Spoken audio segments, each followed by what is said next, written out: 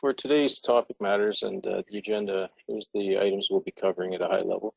The topics we're covering today will be at a high level and intended to provide a general awareness of the topics. We're not going to go into great technical details on the subject matter because the items that, as you can read now, with the phishing and the ransomware is a big topic matter in a big area, and it can take quite a bit of time, and there's a lot of resources in regards to on the web and everything else for information that to read through that, and there is a lot to it.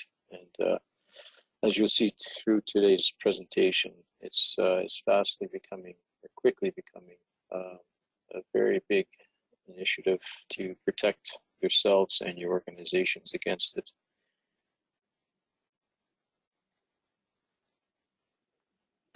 So phishing, and what is it all about? What does it mean to your business? So phishing is pronounced like the fun pastime of fishing, but it's got a pretty sinister twist to it. Phishing from a cyber criminal's perspective, it's easier to have someone provide them sensitive information than it is to try and break through their computer's defenses. So computer's defenses being the firewalling, the antivirus, and the anti-malware, and those types of applications, hardware and software applications, to mitigate this type of stuff. So information they're looking for and can be included are things like usernames and passwords, credit cards, credit card information, banking information, your PIN, your social insurance number, your SIN, and even corporate hierarchical information regarding, how does your corporation look from the top down or bottom up, just so they can get the lay of the land.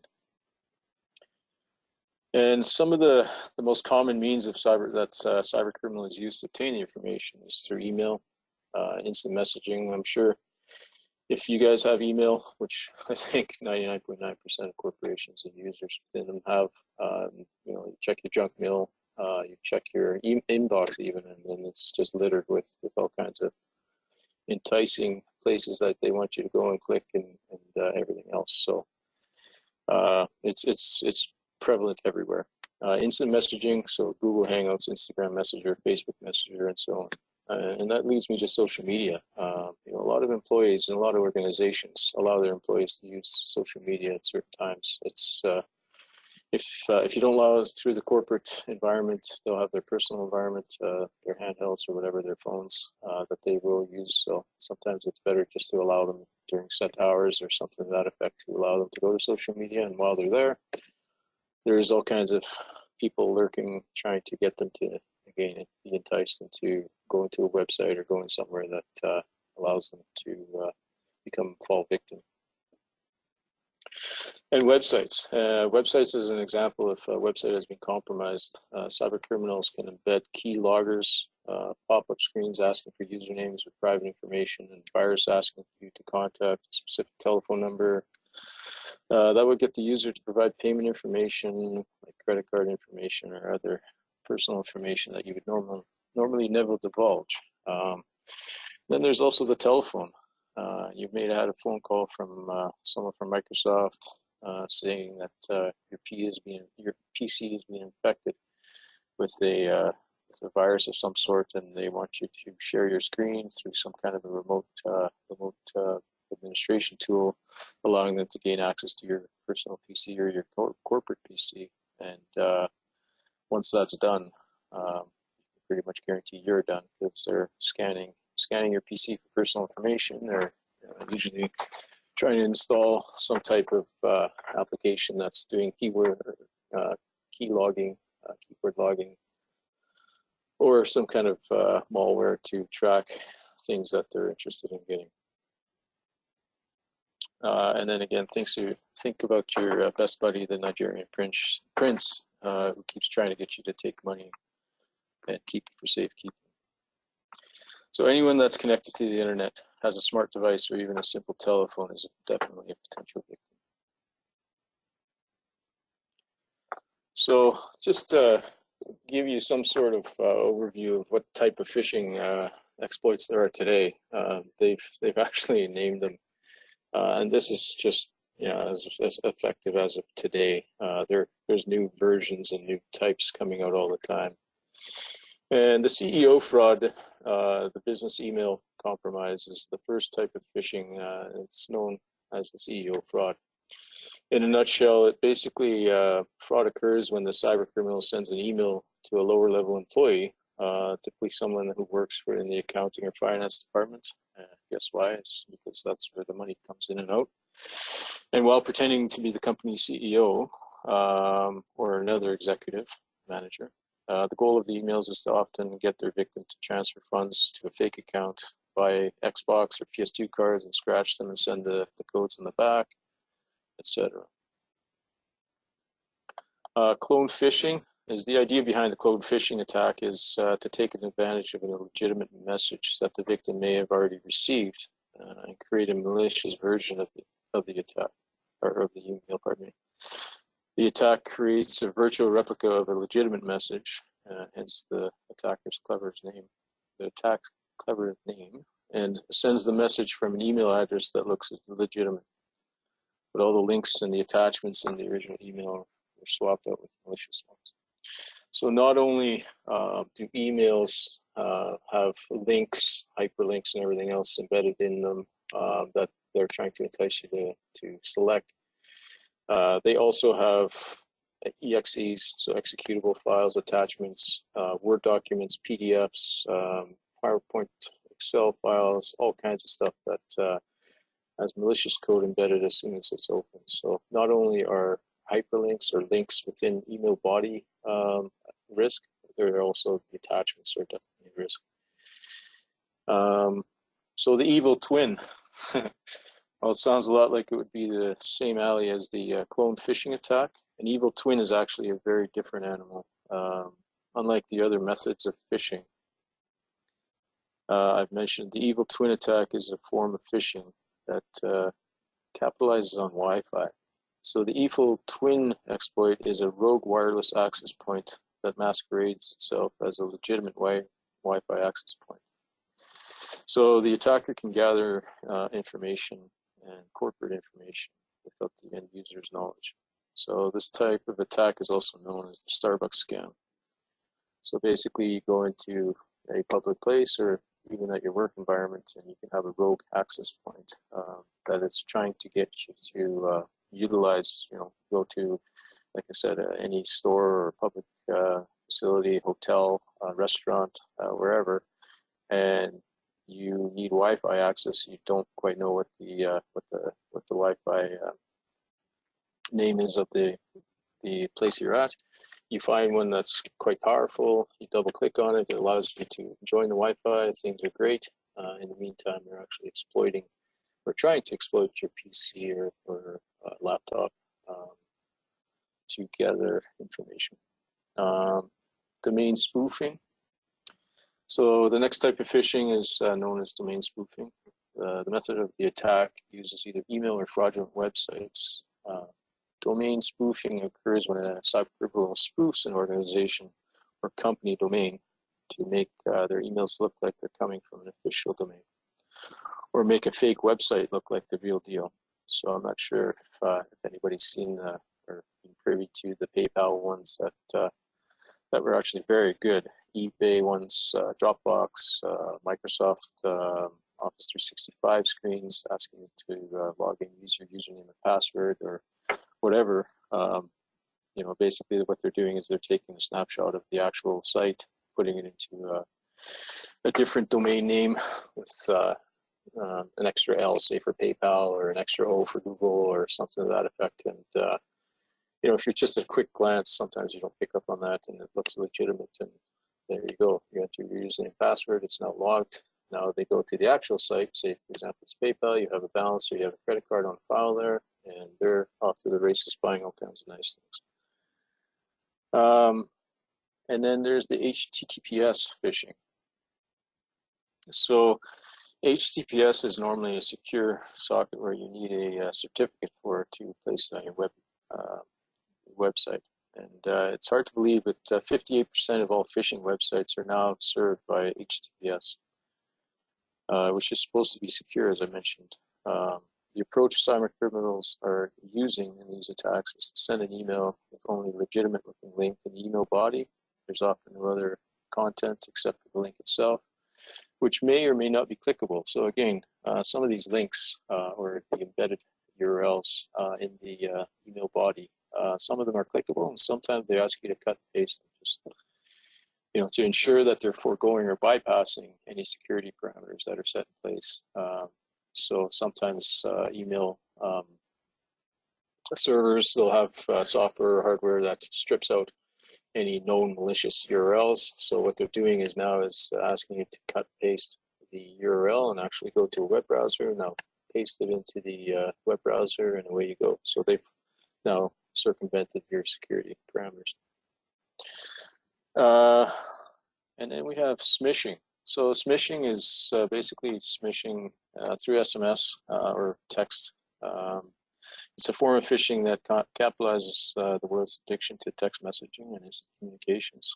If you've ever received a message from Canadian Tire, Ticketmaster, smishing is the way for cyber criminals to lure users into downloading malicious payloads by sending text messages that appear to come from legitimate sources, i.e. Canadian Tire, Ticketmaster, whoever it may be, your favorite restaurant, that contain malicious URLs and get you to click on them. Could be also disguised as a coupon code with 20% off, all kinds of different means of doing it. And then spear phishing. The spear phishing attack is targeted form of phishing, like the general phishing emails, which use spam-like tactics to blast thousands of people in massive email campaigns. Spear phishing emails targeted specific individual within an organization, or even personal individuals themselves. So nobody's exempt from getting phishing attacks. They use social engineering tactics to help tailor the personalize the emails to their intended victims. They may use email subject lines that would be the topics of interest to the email recipient. So, for example, if they know that, again, I don't know why Canadian Tire came up again. If they know your frequent Canadian Tire or the Canadian Tire flyer, they may target, the subject matter of the email that they're trying to get you to, the malicious email they're trying to get you to click on and go into and read and click on the URLs within. It could say something to the effect of, Canadian Tire 50% off everything just for you, or however it's phrased. So why is spear phishing so important? It's because 91% of cyber attacks start with a spear phishing email. The goal is often to steal data or to install malware onto the recipient's computer and gain access to their networking accounts. So unfortunately, traditional security methods may not stop these types of attacks because they are so highly customized that many traditional spam filters might miss. Now you've got one called phishing, which is a voice phishing. So phishing over the phone. And this can be done via automated, so automated attendant kind of type of an environment where they try to entice you to enter your credit card information, over the phone, or the more successful ones, I should say, actually have a live person on the phone. And they can be very creative, and they can be very what's the word I'm looking for? Very convincing to get people to do so. We've ran into several instances of this where somebody pretends to be Microsoft, or somebody pretends to be the CRA, or somebody pretends to be your bank. Your account information needs to be renewed. Please provide me all the information, etc., etc. So waterhole phishing is the lesser known type of phishing attack.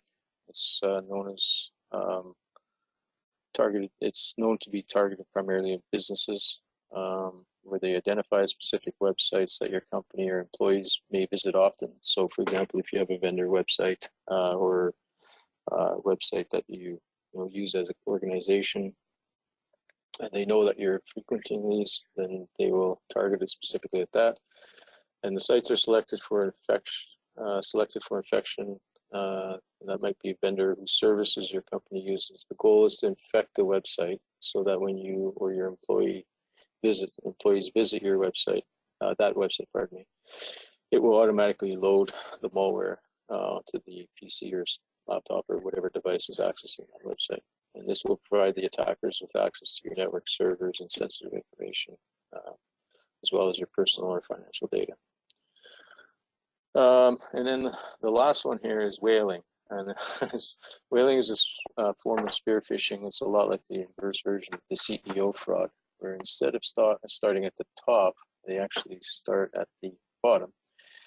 And the bottom, I mean, just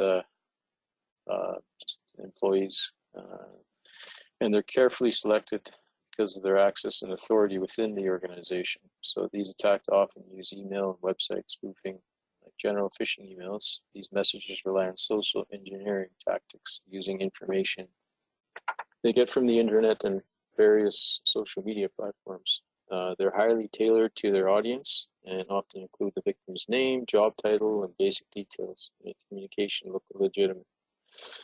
So there are other phishing types, attacks, evil twins, snowshoeing, but we'll keep the day short, so we'll just stick to the ones that we just talked about.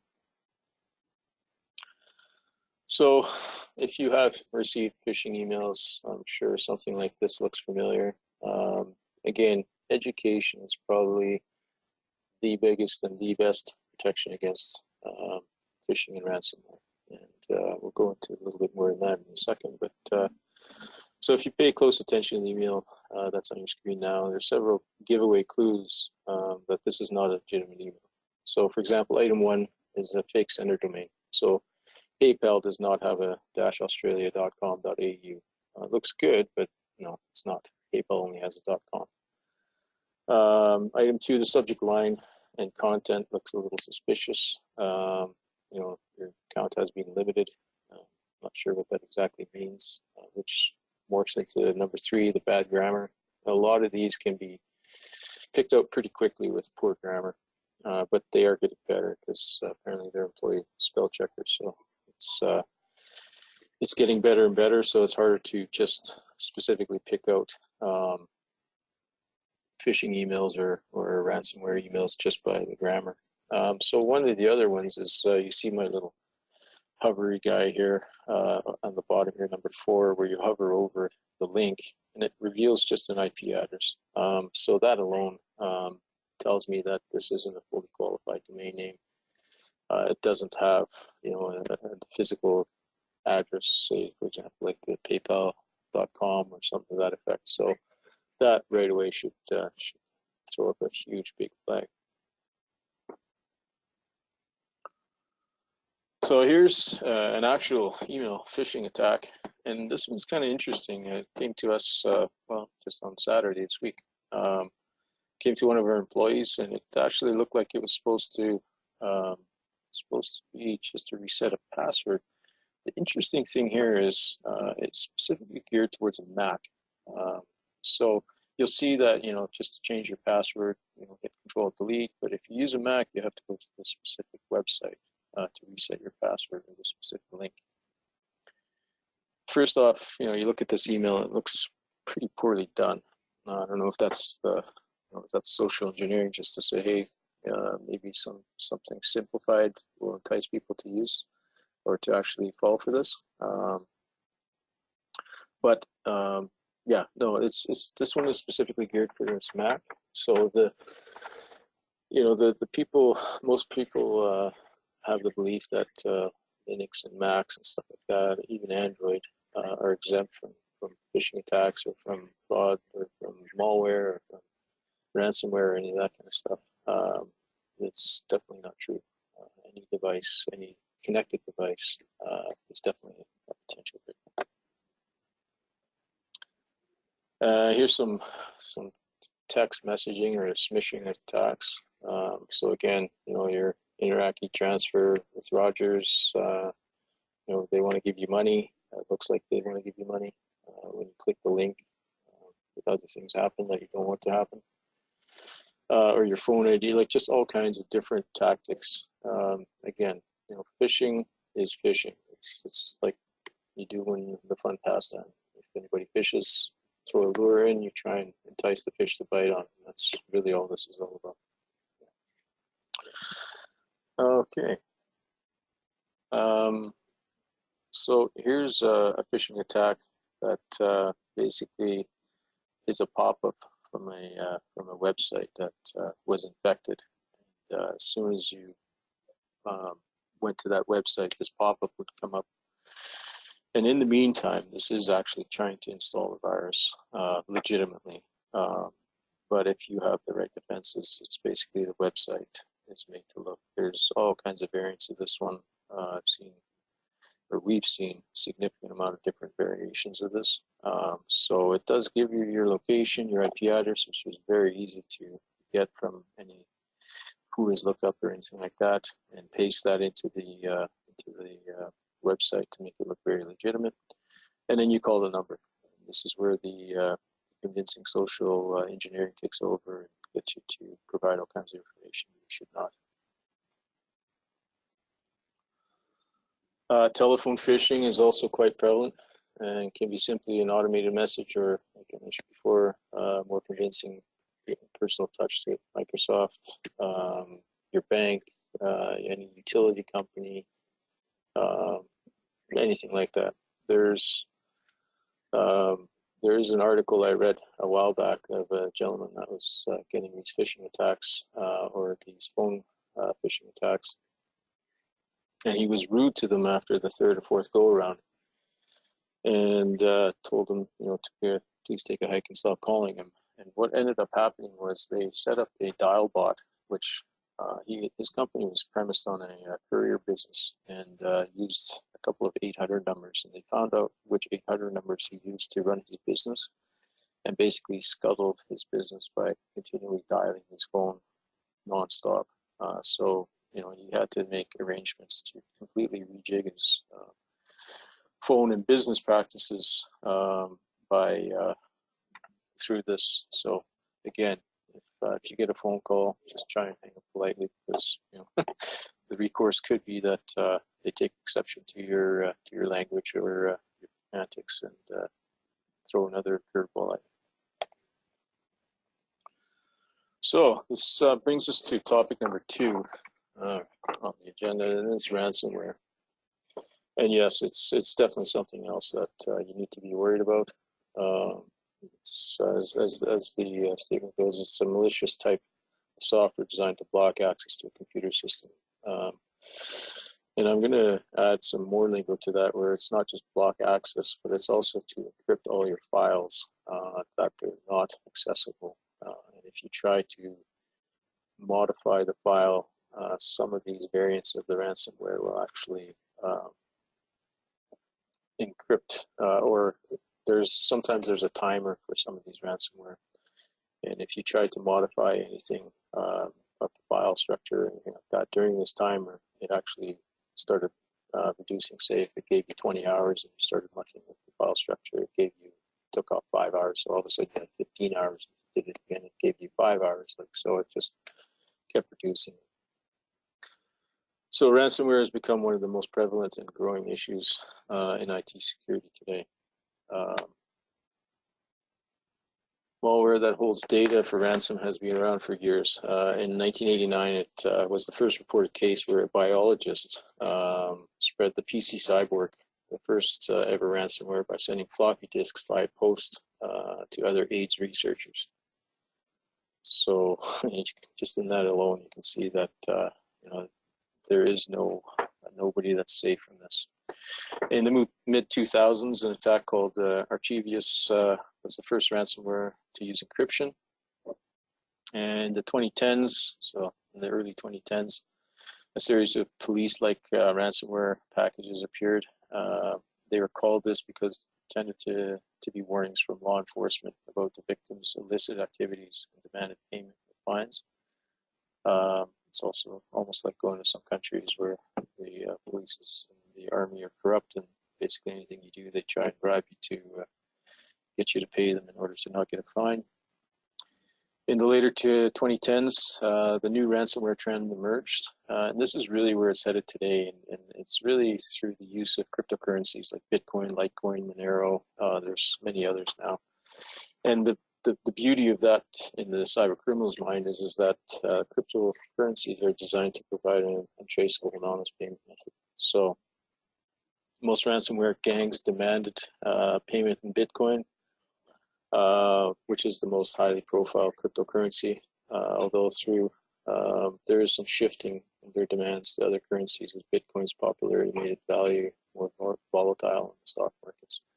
So when the Bitcoin goes up and down, obviously the criminals see that and they don't want to have any sway in their income. So over the years, ransomware has grown from a curiosity and an annoyance to a major crisis deeply entwined with top secret spy agencies and international intrigue.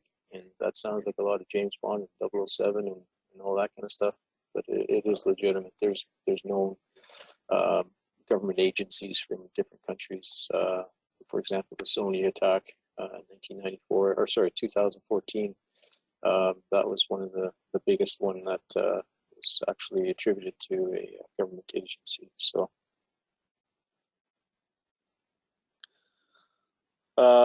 So some of the more notorious ransomware attacks in recent history have been the Tesla Crypt, the Simple Blocker, the WannaCry. I'm sure that if anybody was infected by it, they did WannaCry, and that's probably one of the more notorious ones. In mid-2017, two major intertwined ransomware attacks spread like wildfire across the globe, shutting down hospitals, radio stations.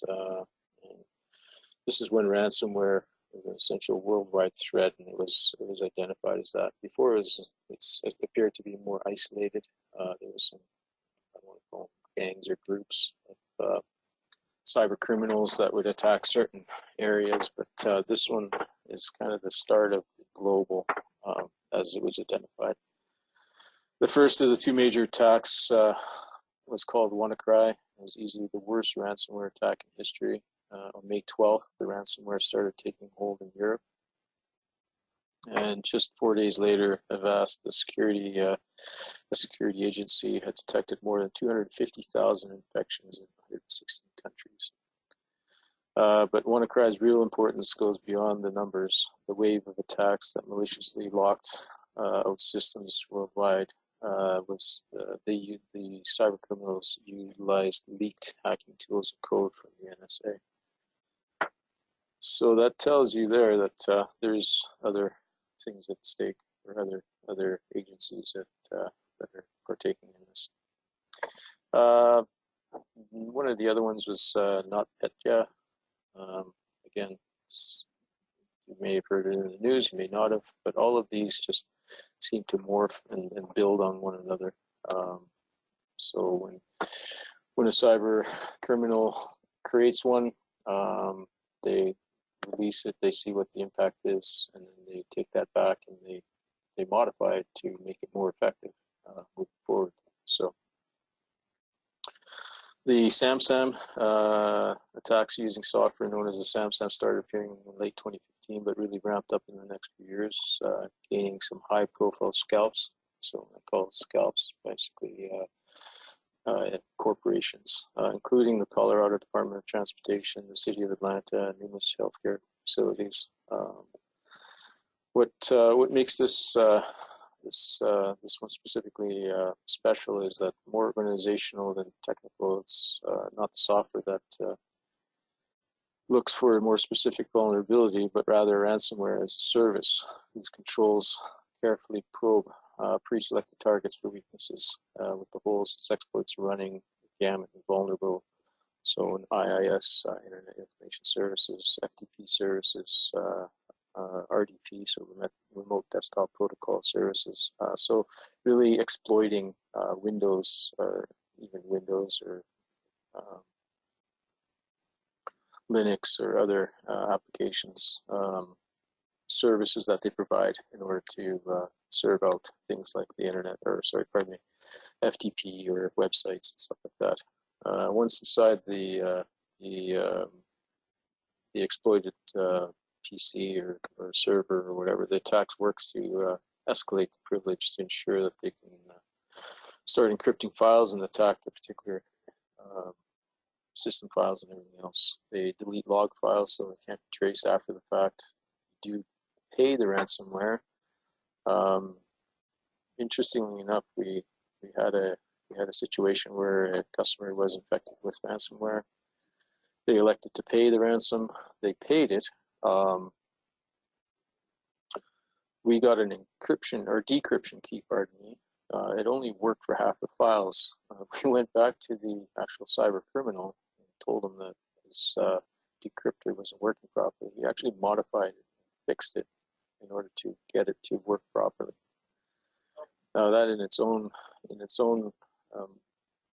right sounds a little odd, but I think the premise there is what we could understand and what further reading after the fact, with other situations, is that the cyber criminals actually want to be known as providing a good decryptor tool, because otherwise people won't pay the ransom. They'll just say, well, it's not going to work regardless, so why should I pay the ransom? So they do have some vested interest to ensure that it does work properly. On the screen in front of you, you'll see some of the methods that they'll use to actually lock out what they do to file extensions. So these could have been Excel files or Word files or a mix of all those. And what it basically does is it just renames it to a lock, lock.lock.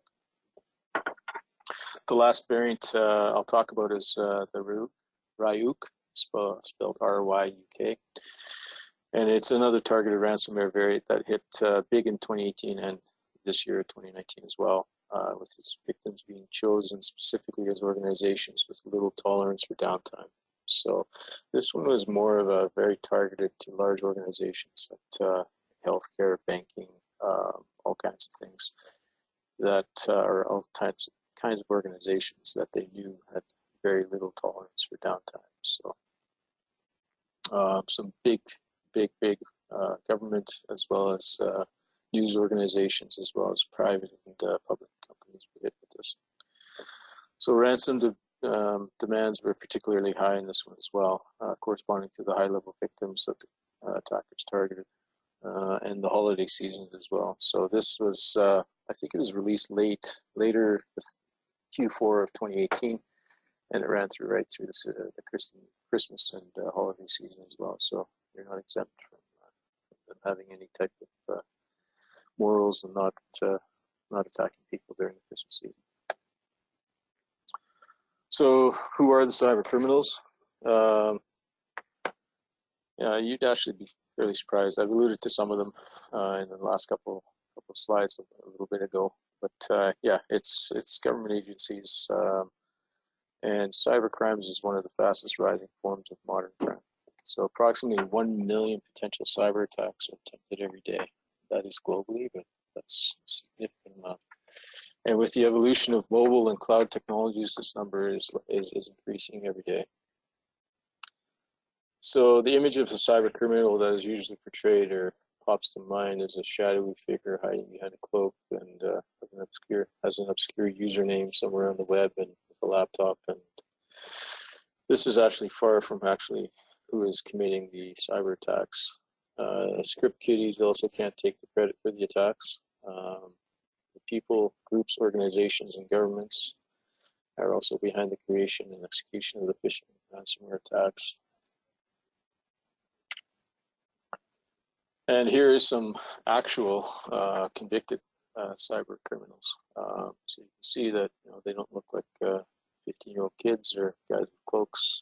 These were business people, and not to target women specifically, but normally it doesn't come to mind that women or younger children. I think the row at the bottom there are younger girls, I think they're younger than 18 years old.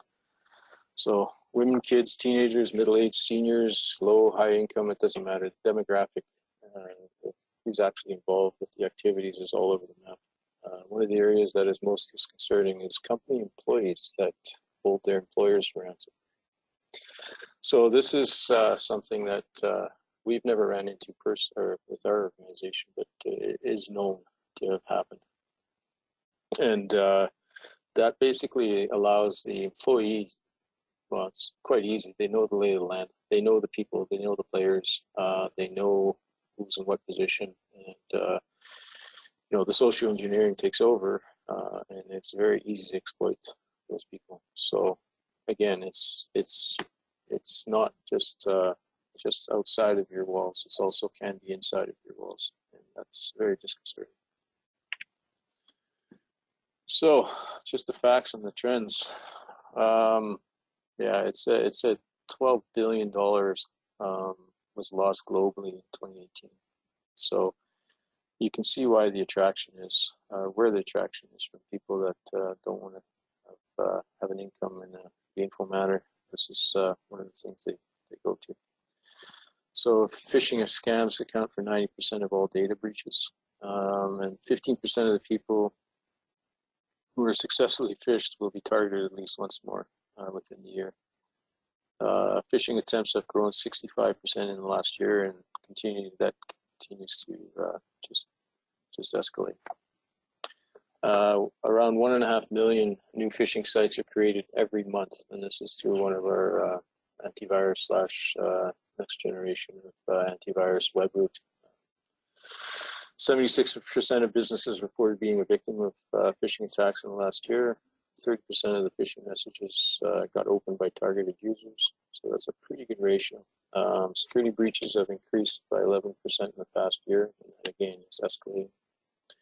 Small businesses, this was an interesting fact, spend about $750 a year on consumer-grade cybersecurity. Over 60% of North Americans have been victims. 58% of all phishing websites are now served as HTTPS. And yeah, it can take up to 50 days for a breach to be discovered, if ever.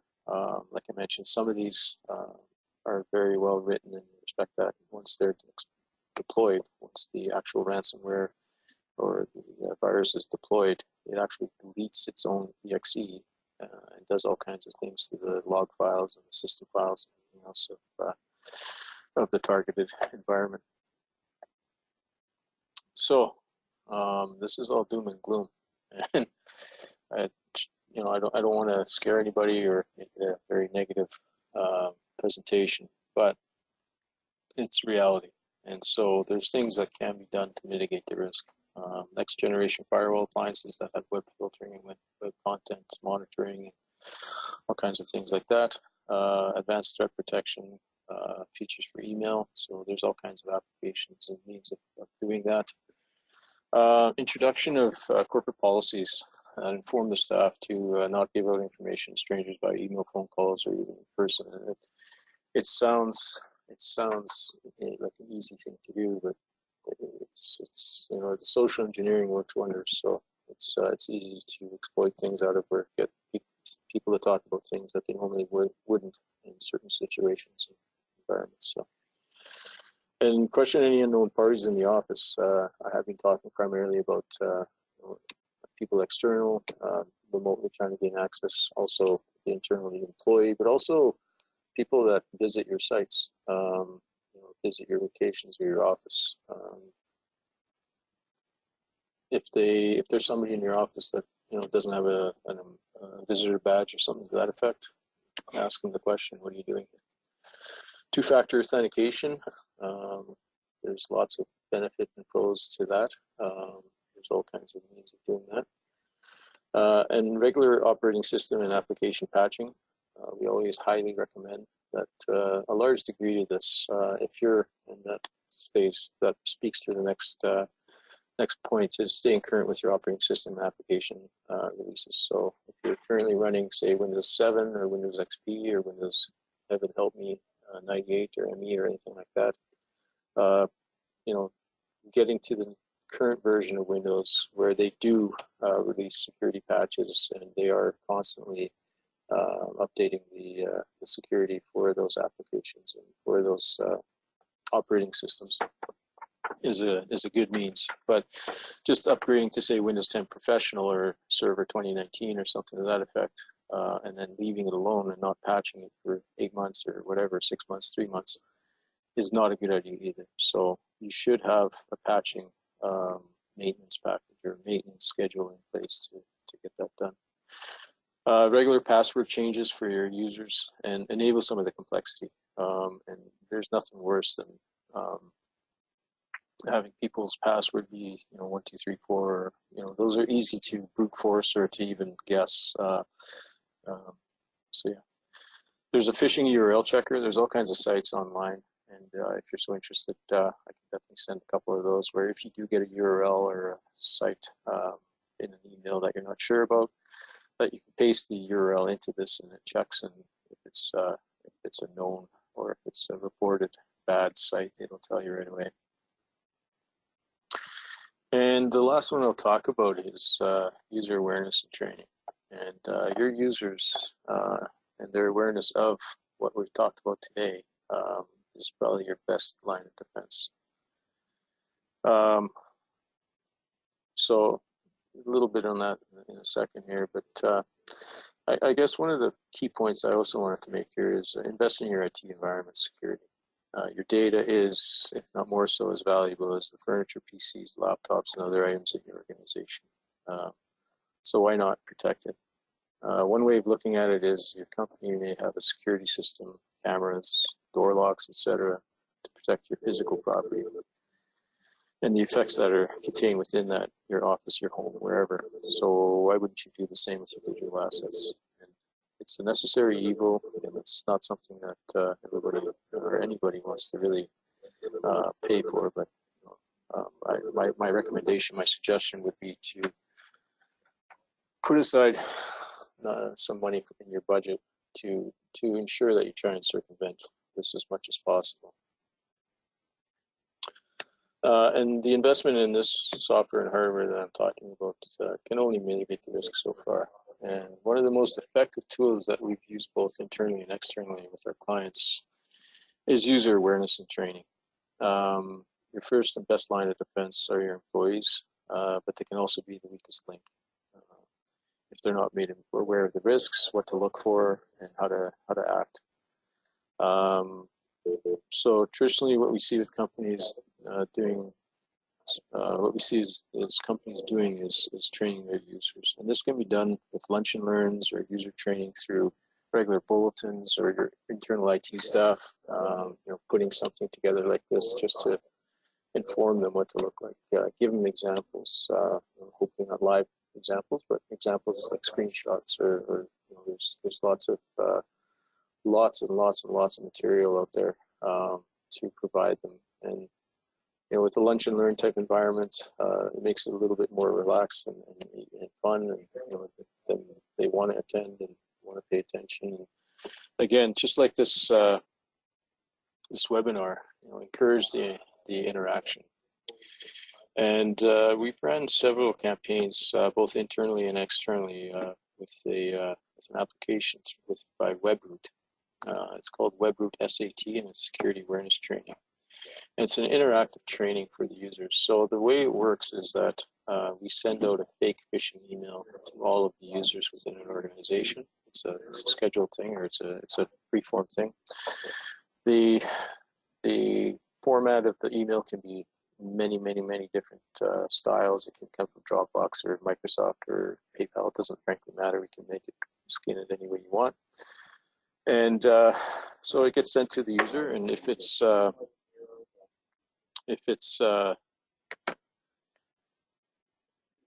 the user clicks on it, it actually takes them to a friendly site that kind of has a thing saying like, "You've been hooked, and please take the training below." And it actually walks them through training.